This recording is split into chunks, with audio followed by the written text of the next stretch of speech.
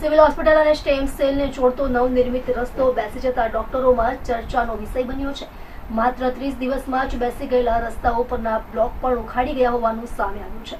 હાલમાં સ્ટેમ સેલને કાર્યરત કરવાના આદેશ બાદ વર્ષોથી જર્જરિત રસ્તાઓને પીઆઈયુ દ્વારા બનાવવામાં આવ્યા હતા. તબીબી સૂત્રોએ કહ્યું હતું કે કરોડોના કોન્ટ્રાક્ટમાં લાખોનું અપાતું કમિશન ઉખડી ગયેલા રસ્તાનું ઉદાહરણ બનીને સામે આવ્યું છે. તબીબી સૂત્રોએ જણાવ્યું હતું કે સિવિલ હોસ્પિટલ કેમ્પસમાં માંડ રસ્તાઓ બન્યા હતા, જે પણ ગણતરીના દિવસોમાં જ ઉખડી રહ્યા છે, જેને લઈને હોસ્પિટલ અને મેડિકલ કોલેજના વહીવટદારોની ભૂંડી ભૂમિકા સામે આવી છે.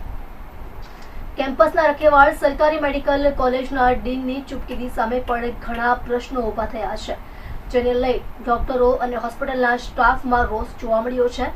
વધુમાં જણાવ્યું હતું કે હાલ હોસ્પિટલને જર્જરિત જૂની બિલ્ડિંગ ખાલી કરાવી તમામ વિભાગને સ્ટેમ સેલમાં શિફ્ટિંગ કરવાની કામગીરી ચાલી રહી છે.